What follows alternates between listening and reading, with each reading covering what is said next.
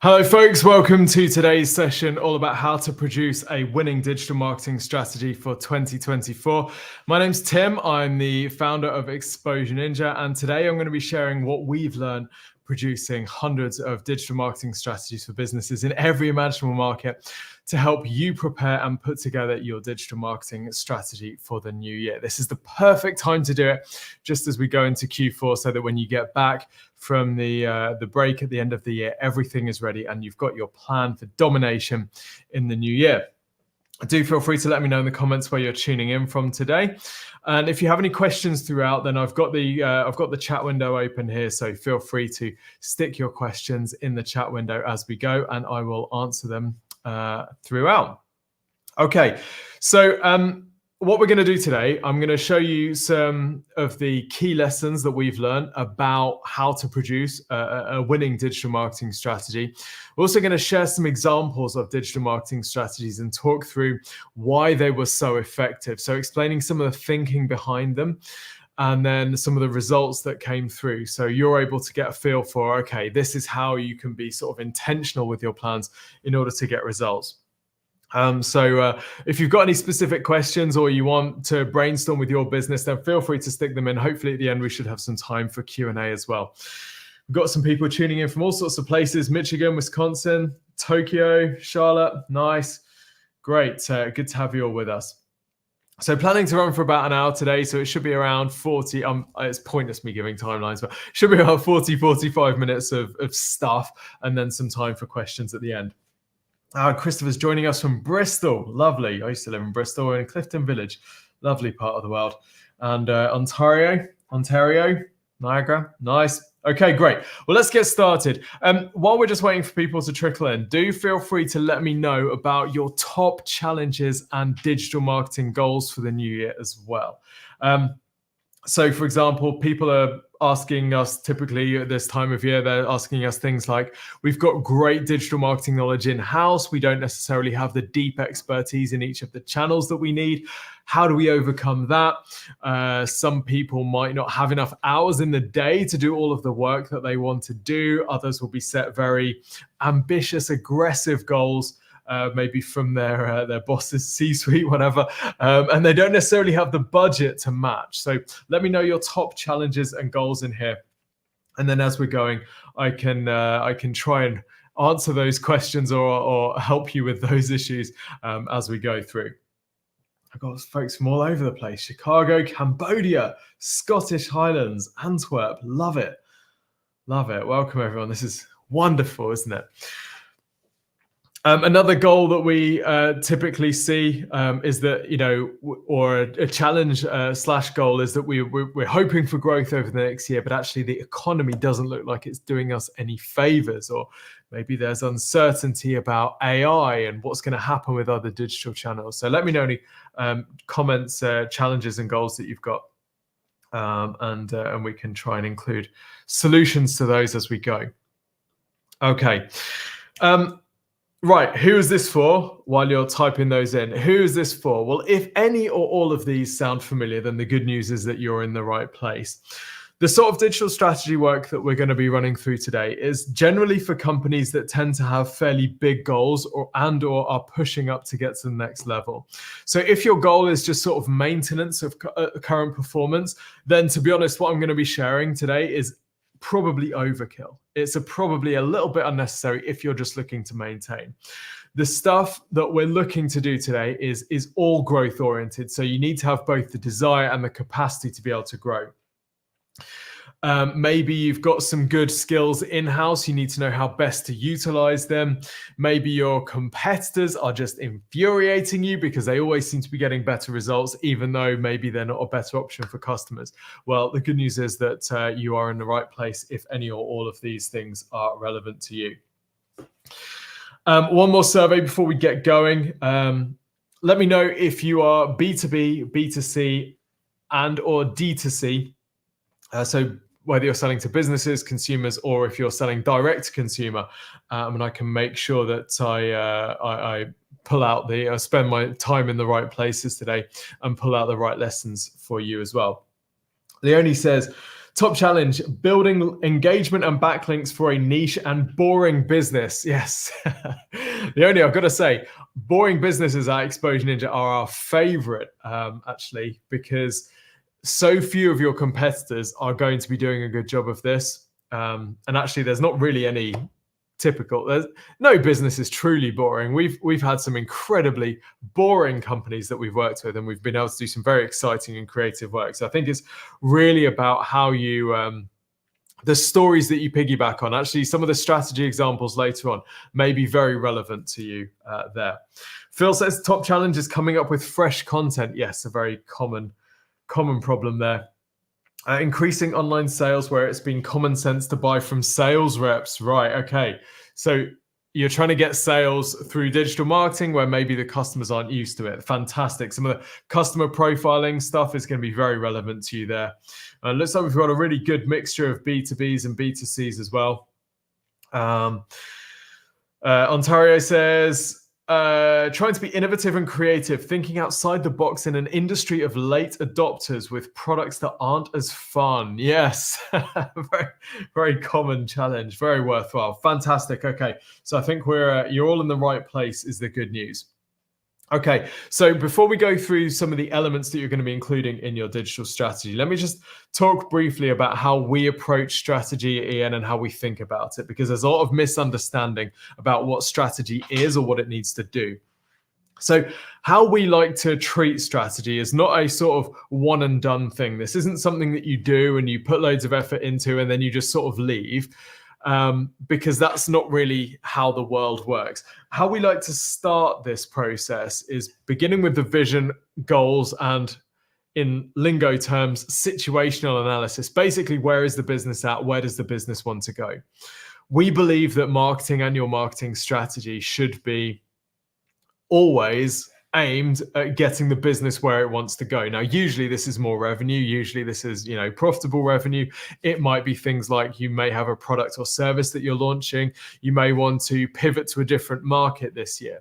But it's really important to understand the wider goals of the business before you do your digital marketing strategy. If it's just you, if the business is just you, that's really easy. But as soon as you become a company that has, marketing divisions and you've got tiers of stakeholders in different places, then this requires a lot more upfront work to even get a good understanding of this stuff before we can put together a strategy. Once we've got that situational analysis, we understand the vision and the goals of the business, the strategy is just basically the best way to get there. So it's a bit like the roadmap that we're going to be following to get to our goals.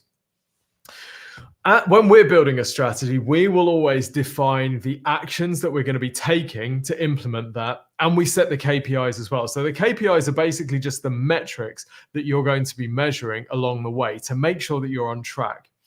And typically, we will be very focused on ROI. So when we're doing, for example, search advertising digital strategy, we will have, in a spreadsheet, we'll have how much budget is going into the ads. We'll have how many clicks and what the projected conversion rate of those clicks is, how that will change over time, average order value and profitability, so that we can track and measure the ROI. And those are the KPIs that we will hold that strategy to throughout the year. And what that means is that we can review those monthly to see how on track we are. And then every quarter, we have a sort of wider iteration process called a quarterly campaign checkup, where everyone on the team will get back together and say, how are we doing with this strategy? Are we still on track? Is there anything that we need to change focus on? Do we need to pivot in any way? And that sort of implementation and iteration is really important, and it's worth committing to ahead of time and making sure it's scheduled throughout the year so that this strategy doesn't become some sort of, time capsule of optimistic thinking way back when. That saying, no plan survives first contact with the enemy, or everyone has a plan until they get punched in the face. That phrase anyway, it's really important that you iterate. Okay, so what are the areas that we're going to be covering today, the components in your digital strategy, if you like? Well, there are 6 that we're going to be covering. And we're going to go through each of these in detail. I'm going to give you some examples, and then at the end, I'm going to give you some example strategies that we're going to talk through. So as I said at the start, for those who weren't here, if you've got any questions, please feel free to stick them in the chat. We can go through them as we go on, and we'll have some time for Q&A at the end, probably, possibly. The first thing that we're going to talk about, though, is nailing your target. Now, let me know in the channel, do you have your target customer personas designed? And if you do, let me know the year that they were designed. It doesn't need to be exact. This is not an exam, but just let me know the approximate year that they were designed. We find that not every business has a really clear idea of its target customers. Not every business has a really clear idea of exactly who it's speaking to. We think this is really important. This is essential, in fact. And it's also essential to reevaluate this regularly, because actually, even if your customers are in the same, let's say that your customer, you last profiled them in 2019. Well, in 2023 and going into 2024, that is going to be the same person, but they're going to have been on a bit of a journey over the last 4 years, right? The conversations that they're going to have been having in their heads are going to be very different next year as they were in 2019. So in 2019, people's problems were things like, I'm just too happy. I have too much freedom. There's not enough war in the world. 2020, people's problems are like, I'm literally trapped in my house. In 2021, people are thinking, I'm free. This is fantastic. I feel euphoric. 2022, there's a cost of living crisis. Inflation's going up. All that type of thing. And in 2023, it's like there's war everywhere. Inflation's really biting. I feel scared. We've got climate things going on as well. Who knows where we're going to be in 2024? But my point is that you need to be consistently realigning to your target customer to make sure that the marketing you're communicating really resonates with them. And this is so important. Your customer is not in the same place that they were a few years ago. So Aubrey's asked a great question. What if you have multiple target customers? Great question, Aubrey. If you have multiple target customers, you need to do this in multiple ways. Let me give you a template, in fact. So we don't normally share this stuff, but we just wanted to give you some of the sort of the simple tools that we use when we're doing this for clients. And what we'll do is this target market research, and we will collect information about our clients' target customers by the best way that we found is actually just by calling them up. Okay, so this isn't by, when you go into Google Analytics, right, and you have a look at who's my audience, and it says, your audience is 48% into IT and technology and 38% into gaming. Or I checked out our YouTube analytics the other day. It's like 100% of your viewers are male. It's like all this data is just total trash, right? It doesn't really give you any sort of insight at all into the people that are buying from you. And really, that's what you really need. You need that people insight. Your people are not just data points. Your customers are actually, people. The best way to calibrate to your target audience is just to talk to them. And we find the best way is to get on the phone with them. I don't know how to say your name. Is it Yell? Says, my company has its buyer personas in our salespeople's heads. Yes, exactly. We will come on to that in a minute. What we do is we break down these customer personas. So after talking to all these customers, we start designing these customer personas. And this is obviously a B2B template here because we've got job title, sector, and that type of thing. But we'll break down who these people are. So if you're B2C, this might be their demographic info, this might be their income level, it might be their, their location, that type of thing, their family situation, whatever. For B2B, it's going to be things like industry, job title, sector, revenue, budget, that type of thing. And we'll break them down into a number of different criteria. How they think and feel is really important. The pain points, because these are what we're going to use in our marketing messages to them over the next year. Once we've got all of that, we put them into customer persona sort of templates. Okay, this is obviously just a demo one, so there's not much info in here, but these customer personas are designed to be representative profiles of somebody in your target customer. So when Aubrey says, what if you have multiple target customers? Really simple, Aubrey, you want multiple of these customer persona docs. And what you'll find is that your audience naturally sort of splits into a few groups, and it's then up to you to say, all right, we've got 3, 4, 5 different personas. The purpose of having these isn't necessarily that all of your customers are called Jane or that they're all 34. The purpose of having these is that when you're creating a marketing message, whether that's an email or whether you're rewriting some copy on your website or you're planning a pay-per-click campaign or you're thinking about what to post on social, you're visualizing doing that to a single person or a group of people, but with very defined characteristics. Because if we can do that, we resonate much better with those people. So even if you've got 2 or 3 personas, imagining that you're sending out an email to 2 or 3 different people is going to produce a way better response from those types of people than if you're imagining like standing on a stage and just broadcasting to a massive target audience, because then you just end up sharing generic messages that don't resonate properly. So when you said my customer has buyer personas in its salespeople's heads, some of the value of getting this stuff down is that everyone is singing from the same hymn sheet. Marketing and sales are targeting the same people. Marketing and external agencies are targeting the same people. Even people inside the sales department might be having different conversations. They might be making different suggestions and recommendations because they've got slightly different variations of these personas in their heads. So that's why we love to sort of condense these into single agreed versions that everyone can then agree on, everyone can buy into, and we know that everything is going to be consistent. That's how you get consistent messaging. So this piece of work is really, really important. And people don't necessarily do this periodically as part of their marketing strategy. They like do this, maybe they have an exercise, they have a consultant come in and do this every sort of 10 years and then they forget about it. But it's worth reviewing this at least every year, particularly with the amount of change that's going on in the world at the moment. Okay, the next thing that you're going to do as part of your strategy is some competitor research. You know, we ninjas love our competitor research. It's important that you know your competitors. You're not going to fixate on them because you're not just going to copy everything that they do and become an average of all of your competitors. But when we're doing a strategy, we do like to have a look at our clients' competitors because we want to identify what their weaknesses are so we can exploit them. We also want to know what their strengths are so that we can learn from them. Let's say that you've got a really well-funded competitor who's been running pay-per-click for 10 years. And and you can see when you do the competitor research, you can see they've really fine-tuned their campaign. Well, you don't want to be starting from scratch. You want to look at that and go, okay, great. Well, it looks like they've been tweaking this over 10 years. So let's just take where they're at today and let's iterate from there. You don't want to have to start from scratch. You can stand on the shoulders of your competitors. Another thing to say before we move on to some examples here is your competitors might not always be who you think they are. So it's quite common for us to talk to a client and we say, who are your main competitors? And they say, you know, it's the whatever company is on the kill list, right? It's whatever company is on the CEO's dartboard in their office. But actually, when we look online, we find that their competitors are, you know, other brands that are targeting the same searches as them, or other companies that are offering a similar sort of solution.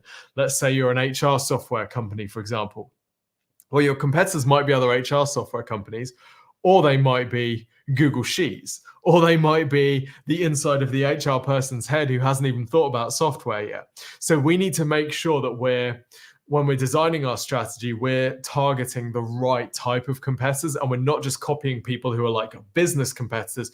We are working from, and we're analyzing the people that are fighting for our customers' eyeballs when they might be in the purchase mode. Good afternoon, Jaden. Nice to see you. So the good news is that in digital, we can see pretty much everything that our competitors are doing, okay? And if you've watched any of our videos on YouTube about, you know, SEMrush and Ad Clarity and all that type of stuff, the level of insight that you can get on your competitors' marketing activity is extraordinary and very, very exciting if you're that way inclined. So, for example, here I'm just using SEMrush. You can get a free trial of SEMrush at thankyoninjas.com. But SEMrush allows you to stick in any competitor, see where in the world they are targeting, where they're running ads, how many ads they're running, how much they're spending on those ads, what their organic visibility is, which keywords they're targeting, which pages are ranking best, where they're getting their links from, how that ranking has changed over time. You know, you can break down their entire strategy if you know where to look and what to look for. Even just if you just go onto Google and you type in, you know, your target keywords, you can learn so much about what your competitors are doing. Here we're just looking at a search results page for SME cybersecurity. you know, you can build a strategy just based on this. You can see who's advertising, who's ranking organically in the ads. You can see which key messages people are pushing. You can see where they consider their benefits to be. You can see the landing pages that they're driving people through to. You can see the keywords that they're targeting. You can see on those landing pages, you can see who the target audience is that they're trying to resonate with. There is so much learning just in the search results.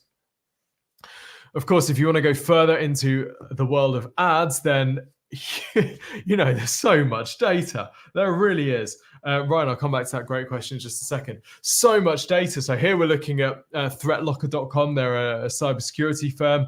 We can see that they were putting in a huge amount of revenue into targeting phrase EDR. So that's what's that, endpoint something response.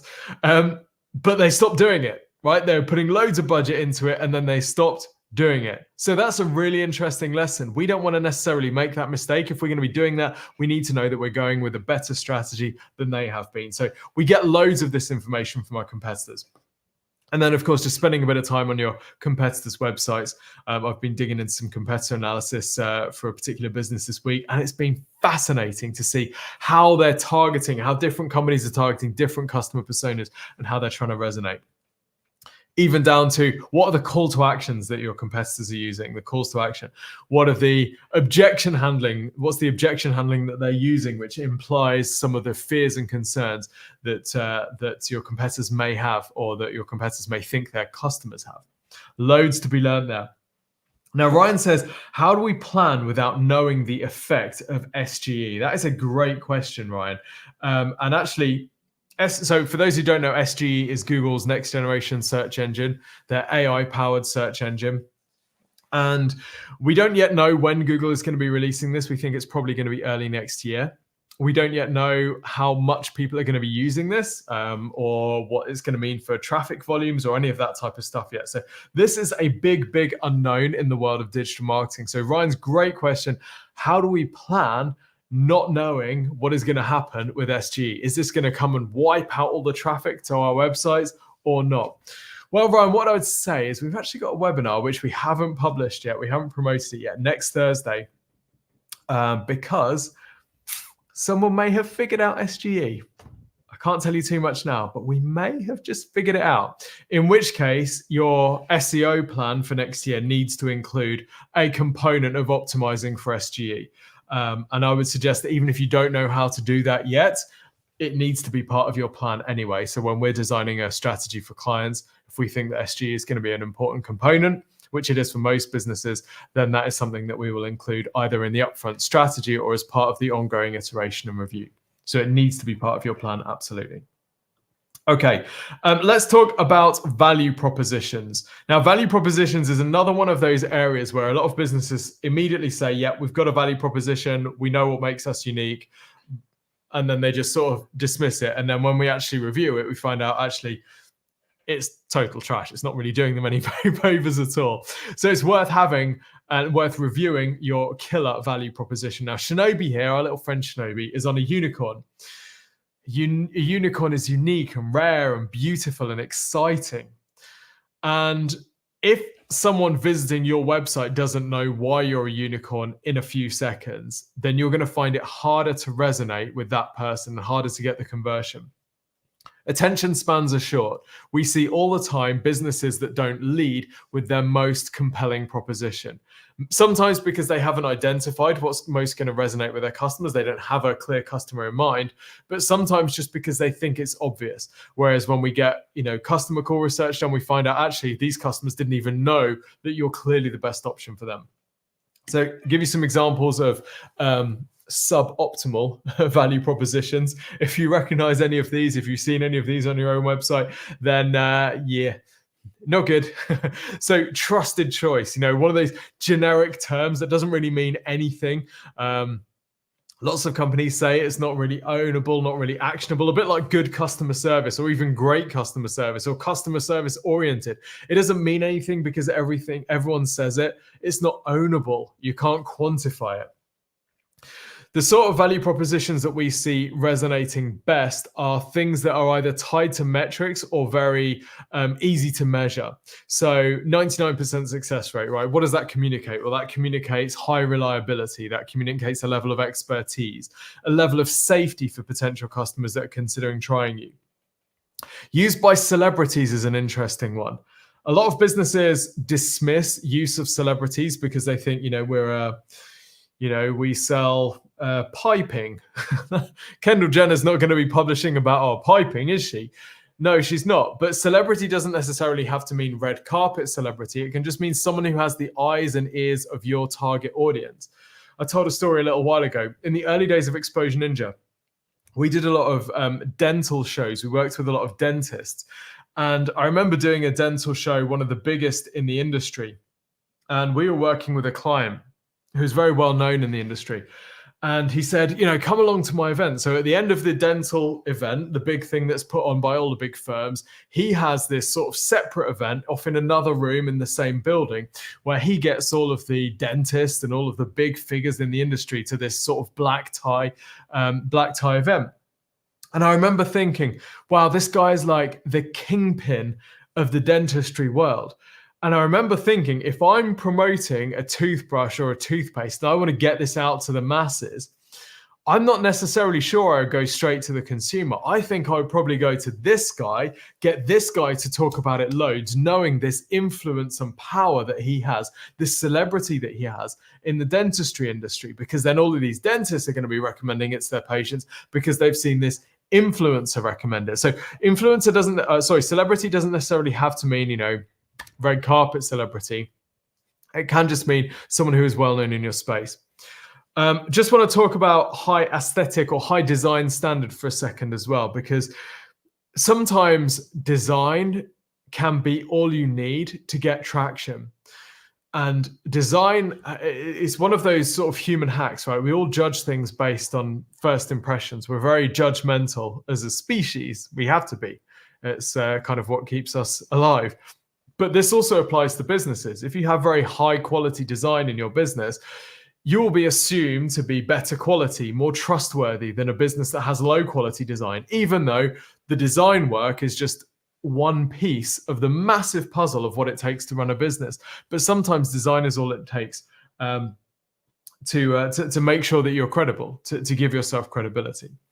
So think about your value proposition and make sure that it genuinely resonates with your target audience. I've also shown there some sort of visual representations of value proposition. So you don't always have to write something detailed. Sometimes a visual cue can be just as useful. So Google stars, for example, I think those are taken from the Exposure Ninja website. Or if you serve the US, well, you can either write something to that effect, or you can just show a picture of the United States with a big US flag in. Job done, right? So look for those visual cues as well.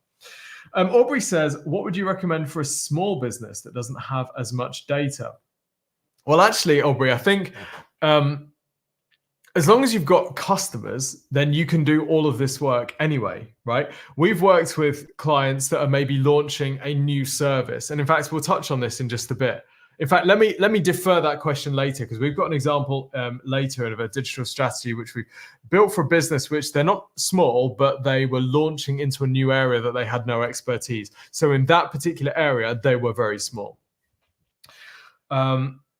Sort My Event says, how do you stand out in a market where you feel there's a price war amongst competitors where the customer choice is price driven? Good question. What I would say is that customer choice, we've found, is rarely purely price driven, more like value driven. So there's a few ways around this. There are a few ways to sort of differentiate yourself in a world where you feel like you have to compete on price, otherwise you're not going to cut through. So some of these can be quality or reliability, or some of these things that we're looking at here. So can you use celebrities, or can you use other credibility triggers to make you stand out? Some of them are adding extras. So if you are about the same price as others, but you add some sort of extra in, then that can set you apart. So sometimes just design standard aesthetic, you can look better than your competitors and therefore be perceived to be a higher price, a higher value. There's only ever going to be one lowest price option in any space, and trying to compete to be that option is rarely a good idea. So then it comes down to how you differentiating using your value proposition. Okay, next we're going to talk about how to understand and plan your funnel. This is another part of a digital strategy that people rarely include. Most people, when they approach their digital strategy, it goes something like this, right? Which marketing channels are we going to use? Right, we're going to use SEO. We're going to improve our conversion rate. Let's go. And what they don't think about is what's the journey that the customer is going through in order to make that purchase. And this is a really important component of any digital marketing strategy. It's something that we build into all of ours. So here's how it works. As you may know, any customer who's going to be making a purchase goes through a journey. Now, this journey can take a long time, it can take a short time, but they all pretty much go through a similar sort of thing. Let's say, for example, that you are selling phones, right? Or let's say that you're about to buy a phone. Let's talk about the customer journey, the funnel that you're going to go through when you buy a phone. So this starts with awareness. Maybe I need a phone. So I might be thinking about something like, why is my phone so slow? Or is my camera worse than the new cameras that are out there? What's the difference between the picture quality? Or why does my battery only last 8 hours, right? These are all questions maybe asked by someone at the top of the marketing funnel, at the top of the buyer journey, if they're going to buy a phone. Then what happens is they start to collect options. They start to make some initial choices, right? Yes, okay, I'm going to get a new phone. So now I'm going to start thinking about the different options that I have available to me. I'm going to build up a list of maybe 3 or 4 phones, which I'm going to start comparing. Then I'm going to do some research work to compare those different types of phones. Then eventually I'm going to narrow it down to one, and then I'm going to go through and purchase. So if I'm a company selling a phone, I need to make sure that I've got content and I've got marketing plans to target people at each of those different stages of that journey. Now, that's a process that might last a week. That's a process, like some people I know, that takes 5 years, right?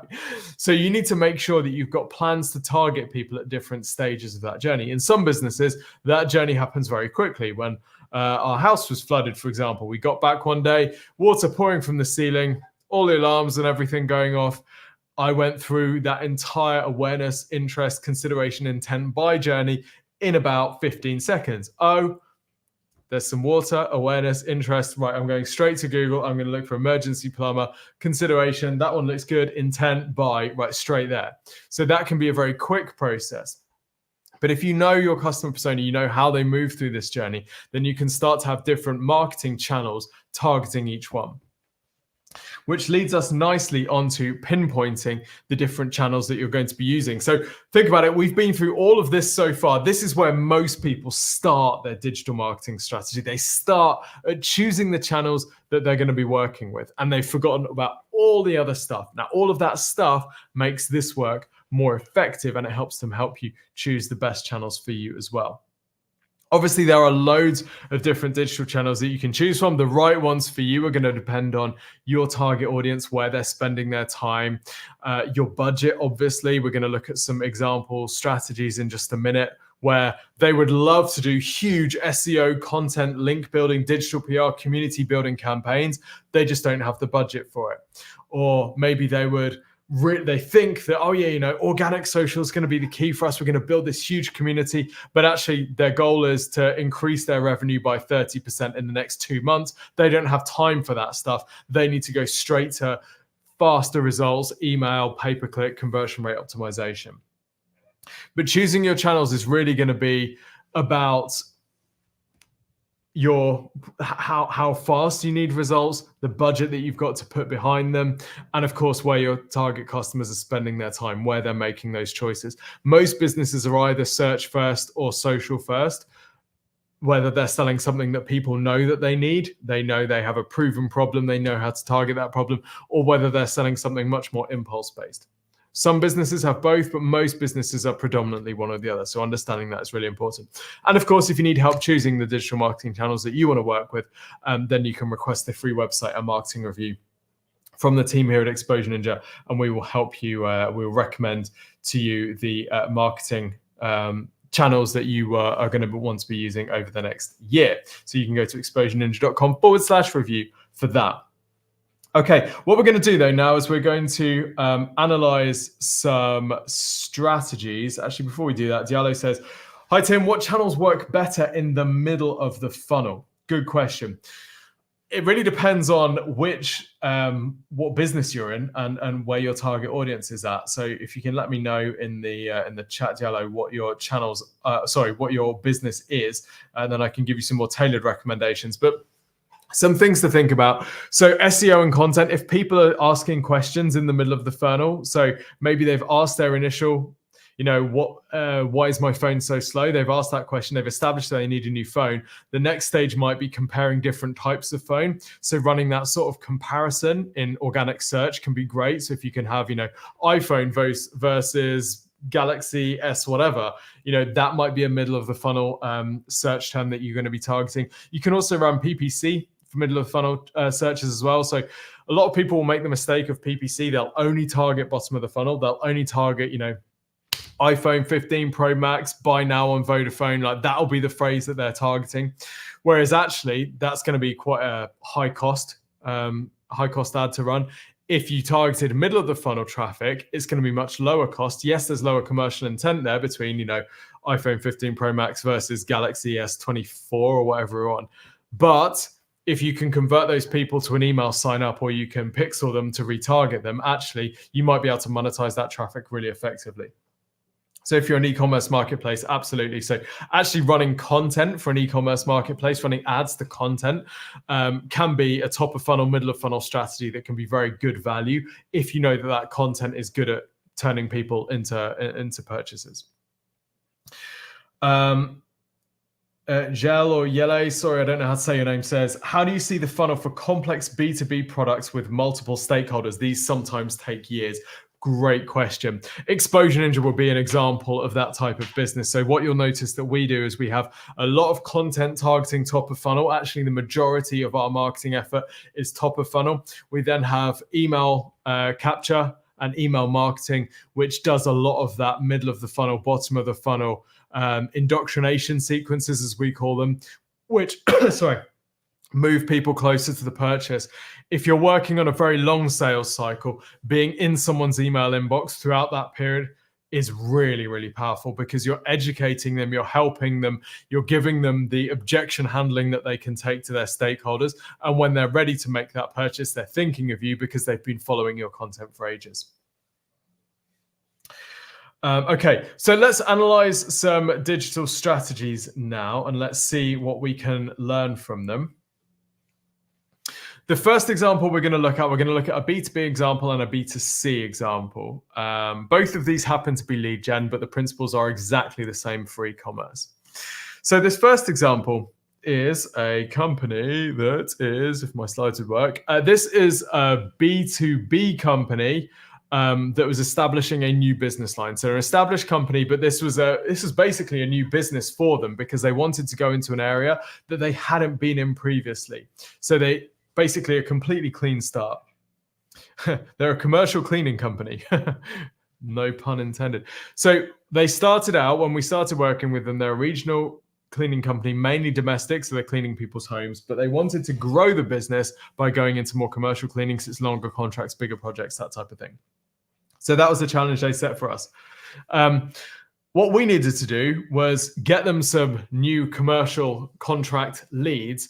But the problem that we faced is they didn't have much previous work. They didn't have many case studies in this area because it was a new business line for them. And this is quite a common problem if you're either a new business, you're a startup, or you're going into a new business line, is how do we build credibility given that we sort of have no credibility? How do we convince people to go with us given that we're essentially unproven? So what we had to do to to overcome that was demonstrate credibility through other ways. So we weren't going to be using like review stars for their commercial cleaning work. We weren't going to be using case studies. What we were going to do instead is high quality design on very specific landing pages, targeting their target audience, expertly written copy as well. So this was making sure that in the copy, we sounded like a real high authority on this topic, even though the business hadn't done much work in this area before. Luckily, our content team is very good at researching and sounding very high authority on the different topics that they're writing about, which is very important if you're going to build credibility with a new audience.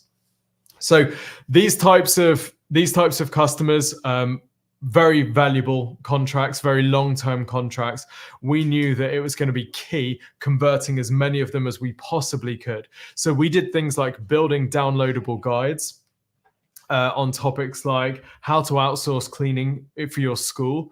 And we'd make these guides really high quality, really look absolutely spot on, so that when a school or when someone who's a decision maker for purchasing cleaning for a school finds it, they're like, okay, well, this company has literally written the guide on how to outsource cleaning for a school. So clearly they know what they're doing.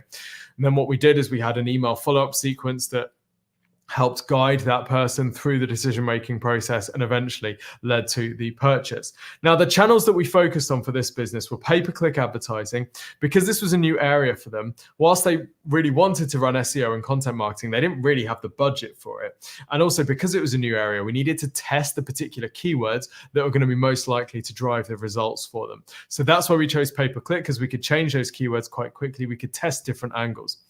Content was very important, building those downloadables. Conversion rate optimization as well, because we were dealing with a relatively small number of clicks, but very high value. So we needed to make sure we were converting as many of them as possible. And then email marketing to build in those automated sequences to move people towards purchase. Now, one interesting thing about this strategy is we actually pivoted their pay-per-click campaign 180 degrees during the campaign. Okay, this comes back. The reason I've included this is this comes back to what we were saying right at the start, where even when you're designing your strategy, you can design your strategy with all the best intentions, the best research. If you've got your metrics and you can see how you're doing against your metrics, you can decide when to pivot. And sometimes the data tells you this approach just isn't working. So in this case, we started off targeting very specific keywords. And in the end, we ended up targeting really broad keywords, but disqualifying the audience through the ad copy. Now, what happened as a result of this? Lots and lots of good things. This campaign produced some huge contract wins for the client. They went into this with very few commercial contracts. They ended up with some absolute monster commercial work, hospitals and schools and office buildings and all that type of thing. Really extraordinary results. We hit their annual revenue goal 2 months. Annual goal hit in 2 months, and the EN campaign generated 53% of their total revenue and 68% of their net profit, because these commercial contracts are much more valuable. So very, very powerful. You can see the benefit here of designing a campaign and making sure that you're using, this wasn't a particularly high budget campaign, but making sure you're using those resources in the best possible way, understanding who the target audience is, which channels you're going to be targeting to get those sorts of results. In this next example, this is a B2C company. This is actually a series of addiction clinics. So people, it's basically rehab for drug and alcohol, and also all sorts of behavioral addictions as well. This is a great example of the importance of spending some time on digital strategy. We couldn't run pay-per-click for this business because you can't in this industry. There's a sort of industry restriction on anything drug and alcohol related.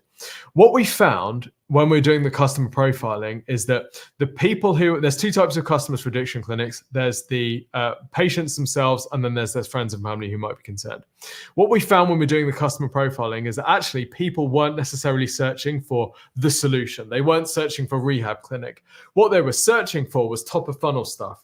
The very top of funnel business, people like signs of drug addiction or signs of alcoholism or what to do if you want to help someone. Right? They're not necessarily searching for, I want to buy this thing. They're just searching for information. They're searching for help. They're searching for advice. So the channels we chose, SEO, content marketing, because we knew that people were searching for these problems on Google, and also digital PR, because we knew that there were some sort of wider trends that we could piggyback on, and we knew that if the media was covering these issues, then people would be interested if they knew someone or they were in that situation themselves. We needed really highly specialized content in this example, as you can imagine. Luckily, our content marketing team, very expert, and we have some people that are real topical authorities on a range of sensitive cases. Obviously, with this, we're talking about drug use, we're talking about rehab, literally life and death. So we needed to make sure the content was bang on and approached very sensitively. We got this client featured in some really major publications in the UK, which is the target market. And I just wanted to show you what happened as a result of this sort of quite surgical strategy that we used for them. This is their traffic graph. These are the search positions for their keywords. And what you can see here is how their ranking on Google has changed over time. So May 2022 is before the campaign started. September 23 is the most recent full month. What you can see here is the number of keywords in each position. So number of keywords in top 2 positions in May 2022 was 2 keywords there, 2 phrases that are ranking top 2 on Google, top 3 in Google. By September, they'd gone from 2 to 194. Okay, huge increase in visibility, and they're now ranking for over 5,000 keywords rather than 241. So you can see how they are sort of learning about the customer, and what the customer's questions and concerns were led us to, okay, these are the channels that we need to use. And then when we did that, fantastic results, because actually, we'd taken the time to do that research ahead of time. We knew that there were going to be customers there ready. So what happened? We 4x'd our traffic target. We helped their monthly phone conversions go from 5 to 124. That's their primary conversion target. We hit our target revenue increase. Our target revenue increase was 20%, and our projected revenue increase was 75%. Now, that's only projected because we had to base it on lead close rate and average order value. They don't actually know, they don't associate this piece of revenue with search. So we had to base it on their average order value. But again, fantastic results as coming from a really well-defined strategy up front. If we'd have just started working on these campaigns, let's just do some SEO, or let's just do some pay-per-click for this client, right? These sorts of results aren't possible. These things only happen because we've put the strategy working up front. Okay, we're going to break for some Q&A in just a couple of minutes. Before we do that, I just wanted to give you a few bits of info on how we can work together if you want some help with this, because we're doing something that we've never done before, offering strategies outside of our ongoing marketing campaigns. Now, if you're not interested in this, absolutely no problem. We're going to do some Q&A in just a few minutes, so stick around for that. But actually, this might be interesting anyway, because it shows what goes into a full digital strategy, so you might find it interesting. Okay, but like I said, we don't normally offer digital marketing strategies as a standalone project. We normally only do them as part of an ongoing campaign, because then we know that we're executing them. We know that it can be executed to our standards. But if you want the right digital strategy for you built out for 2024, then you are in the right place, and this may be of interest. We're offering bespoke digital marketing strategies across a range of channels as a one-off project. Now, these are completely bespoke, so the range of channels that we target will be completely bespoke to your business, and the depth that we go into will also be bespoke. So these are priced at between 5K GBP and 9.5K GBP. So that's about $6,300 US over to about 12,500 US. But it really depends on how much, what level of detail that we need to go in, and the channels that we're targeting for you. We will talk to you first. We will have a consultancy first where we break down exactly which channels we need to be targeting based on your business, based on your target audience. And then we will put together a specification for your digital marketing strategy, if we think that we can help you with this. Some of the areas that we may include are these. Now, of course, this is going to be completely bespoke to you, so you won't get every single one of these. You won't necessarily need all of these, or maybe you will. But some of the areas that we'll be focusing on, normally competitor analysis is a big one, whatever we're doing for people, because like I said at the start, we can learn a lot from what your competitors are doing really well. We can also learn a lot from what your competitors have stopped doing. So there's a lot of information to be gathered there. We can help you with the customer persona work. So remember, this is doing those customer calls, identifying who your target audience is, what their pain points are, and then building those into some distinct customer personas, which you can then market to almost as individuals, knowing that they represent the groups of your target audience. We can help you with individual channel strategies. So your pay-per-click campaign, for example, working out which topics and keywords we're going to be targeting, which pay-per-click channels we need to be running, which landing pages that you might want to be driving traffic to, and the calls to action on those landing pages as well. Or your content marketing plan. So what are the different ways that you're going to be picking up links, and which content you need to be publishing on your site? What form does that content need to be taking? How are you going to get visibility behind it? How are you going to get that content ranking? We can map out your email sequences. So what are those automated journeys that your customers need to go on? Particularly if you've got a longer sales cycle, how are you going to stay top of mind as they're going through that journey? What do those sequences look like? Do you need help with pipeline automation? So automating different stages of your sales pipeline, tone of voice guidance, making sure that your brand's tone of voice actually resonates with your target audience. So lots of different components that can make up your strategy. And we will work with you to identify what those key components are going to be. And of course, then we'll be able to price up your strategy based on your business. Now, if you're interested in doing this, then the thing to do is go to exposure.ninja/2024. Go to exposure.ninja/2024. There's no commitment for doing this. All you're doing is you're booking in a call with one of the team, and they will talk to you about whether this is the right thing for you.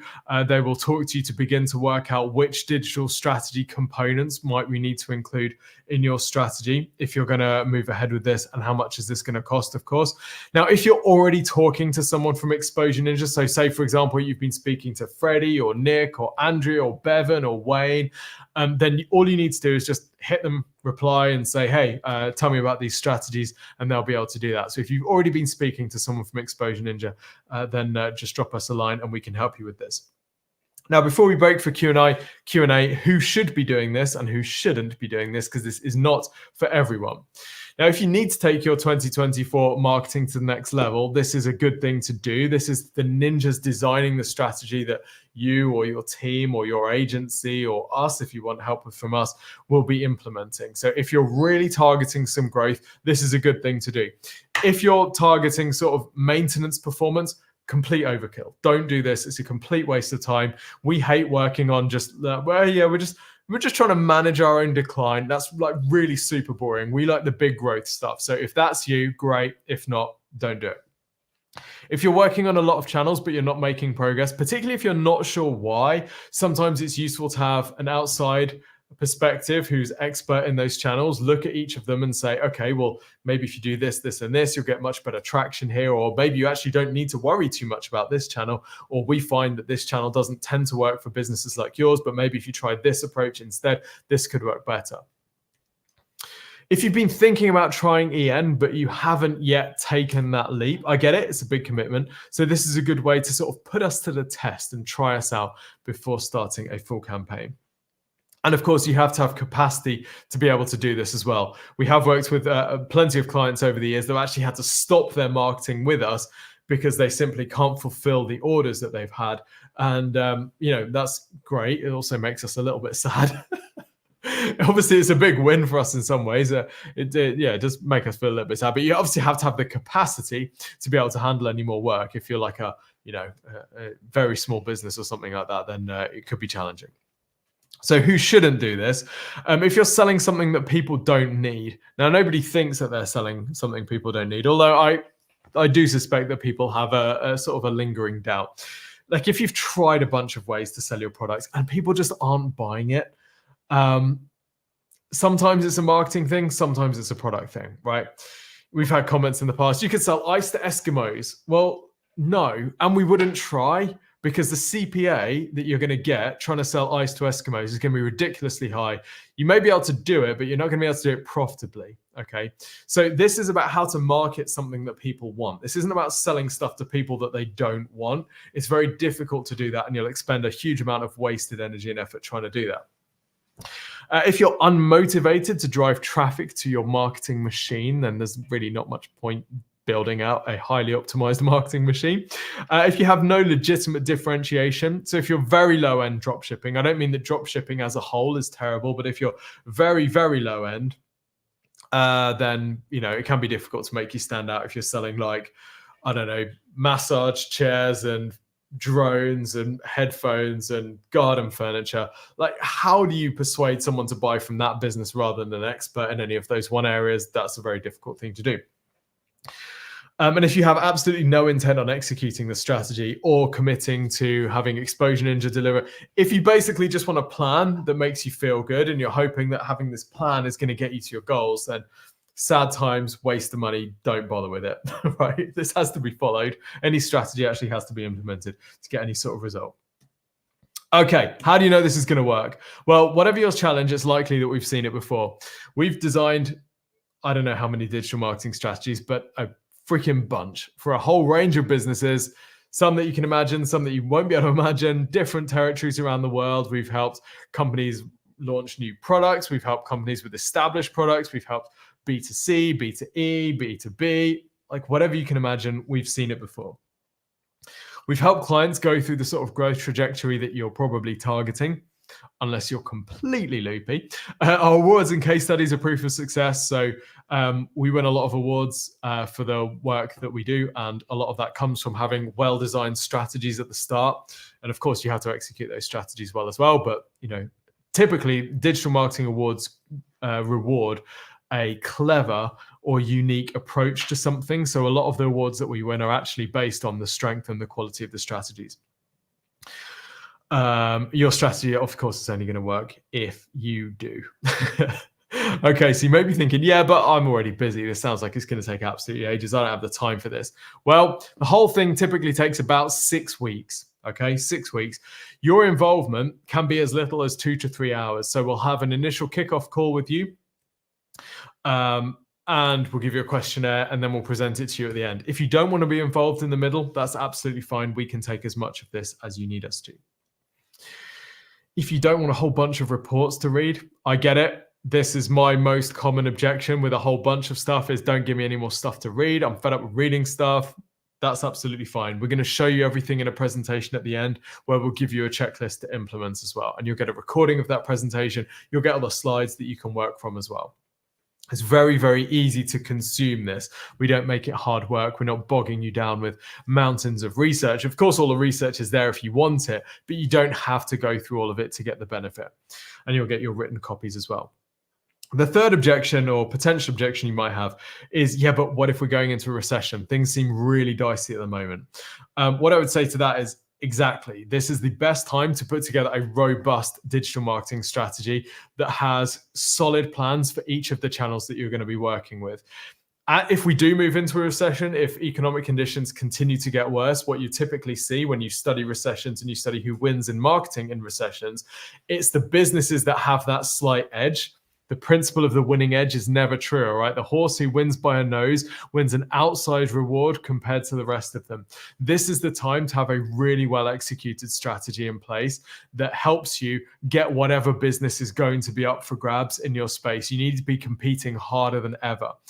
Particularly if you're running paid channels, having a good strategy can sometimes mean that you save a huge amount of budget from targeting keywords that maybe you don't need to target, that are more expensive or underperforming or whatever. So having a strategy can actually be a real helpful thing in a tough economic situation. So what happens next if you're interested in this? Well, book a consultation, book a call with the team. They will check to see if it's a good fit for you. So go to exposure.ninja/2024. That's the place to go to if you are interested in booking a call to discuss this digital marketing strategy. Your consultant will identify with you the areas of strategy that you need to focus on. We will send you a Kickstart questionnaire and book your calibration call. So this is like an initial consultation call that we run with you to understand your current situation and your goals. The ninjas will then get to work researching and building your strategy, and then we'll present everything to you in a live session that you can ask questions, and we'll give you the recording and we'll give you the written copy as well for your future reference. So if you want to do that, then go to exposure.ninja/2024. And if you're already talking to one of the team, Freddie, Bevan, Nick, Andrea, who have I missed, Ali, Wayne, then just ask them and they'll be able to help you with this. So we have a few minutes. Has anybody got any questions? Anybody want to brainstorm about their particular business, or does anybody have any questions about the strategy that we have covered? Then just let me know. I'm just going to scroll up and see if there are any questions that I've left unanswered.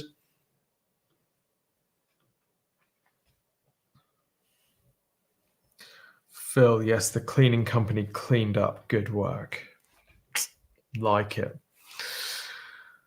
Okay, feel free to drop any questions that you might have about your business or this digital marketing strategy. I may have answered all of them in the session, in which case, yay me.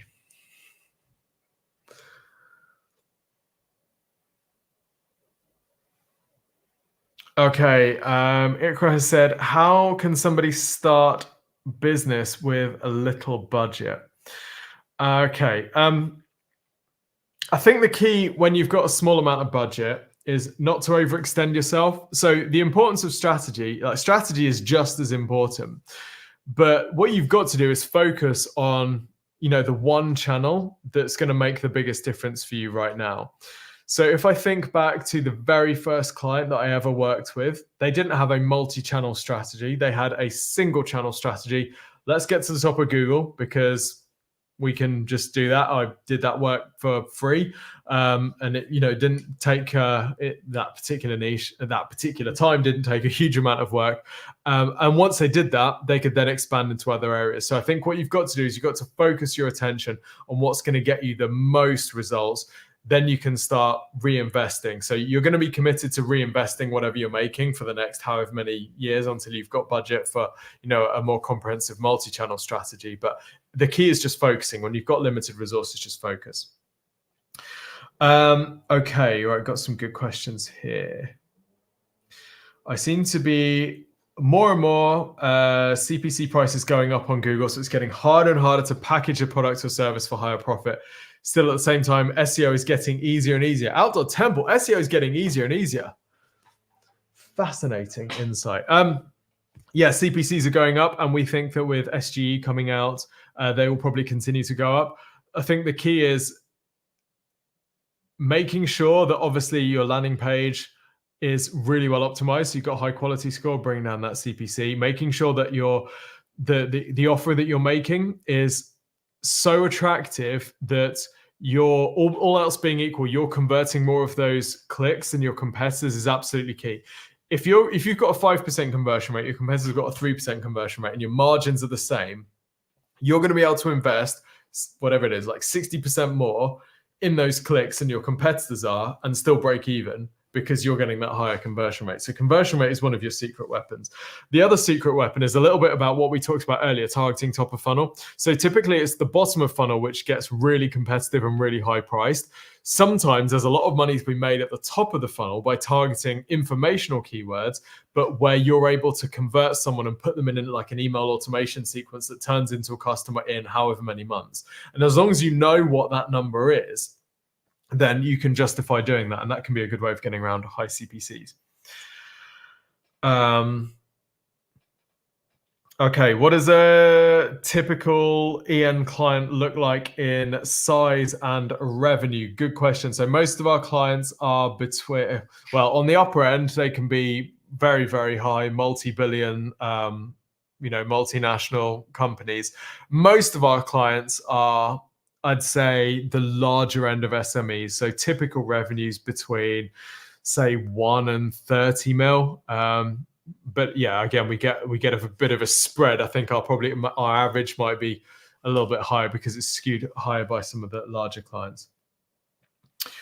How to come up with fresh content, for example, for a translation interpreting business.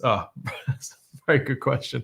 I'm assuming you've been through all of our content marketing videos. If not, Phil, that's where I would suggest going to. I'd also think about being a bit more creative. So thinking about related problems that people might have if they need translation and interpreting, that isn't just like, how do I translate this or how do I interpret this? So what other things are they buying when they're considering buying that thing? I would think a lot about that and building some content around those. What is the aggressive goal that you're aiming for at Exposure Ninja by the end of 2024? That's a great question, Mike. Well, we've got our own revenue goals, of course. My personal goal is to have acquired another 3 businesses by the end of 2024. So that's fairly aggressive. What to do with generated leads that filled in forms but didn't generate any sales? From the analysis, the leads got cheaper deals. Strangely, we're already cheaper. Getting the targeting is all right. Okay, I'm not sure I 100% understand the question. I think what you mean is we're getting the leads, but they're not turning into sales. The leads bought cheaper elsewhere, but you are already cheaper than them. Okay. All right. This to me sounds like potentially a positioning issue. There might be something about what you're doing or what's happening to that lead after they filled in the form, which is unattractive or unappealing to them. Sometimes there can be little tells that give bad impressions and they might not necessarily be visible to you. What I would suggest, if you haven't already, request a free website and marketing review. If you qualify for that, awesome. If you don't, then we can hook you up with another partner agency that will be able to help you diagnose that, because I can't really give a generic answer to that. How do you balance growing e-commerce revenue with not annoying your brick and mortar phone email customers? E-commerce is new to our business and makes up a small percentage of our revenue. Great question. Great question. I don't know why you'd be annoying them, to be honest. We've worked with a business, actually, weirdly, we've worked with a business in Canada with exactly the same situation. They've just sold the whole business, actually, as a result of the growth of the e-commerce business. In our experience there, that was mainly a Google Shopping play. Very, very little issue there. They kept their retail customers going. Obviously, they've got their retail email list. They've got their e-commerce email list as well. They're running the e-commerce ads to across the US and maybe even across the world. I'm not sure. But there was very little crossover there and people didn't get annoyed. I would suggest, at minimum, you're probably going to segment your email list. So you're going to have an email list for the people that are like in-store visitors and then an email list for the people that are e-commerce visitors. You're probably going to segment your email list for your e-commerce visitors even more, though, maybe by product category or customer type, whether they're business or, consumer, whatever. But segmentation seems to be the answer there, but you don't need to annoy people. Okay, great. Cool. Well, we've run out of time and I think I've run out of questions. Dale has just updated me on our 2024 target, which is actually global domination. There we go. So you have it. If you haven't already, then feel free to reach out for your digital marketing strategy at exposure.ninja/2024. And I will see you all next week. We've got a few things going on next week. We've got a new video dropping. We've got the podcast extra, and also keep your eyes out for a brand new SGE webinar. We have, I don't want to say figured out, but we figured out SGE. We know how to rank in it. And we're going to be sharing some stuff next Thursday. So keep your eyes out for a notification on that. It's probably going to be same time, same place on our YouTube channel. So 2 p.m. Oh, the clocks go back. It's going to be weird. It's going to be 2 p.m. UK time, but that's going to be different times in the US and stuff. So we'll send out an email with all the correct times and all that type of stuff. So yes, look out for that. That's going to be a whole load of fun. I'm going to be sharing some case studies of SG rankings and stuff that you may not have seen before. So enjoy, and I will see you soon. Thank you, everyone, for tuning in. Talk soon.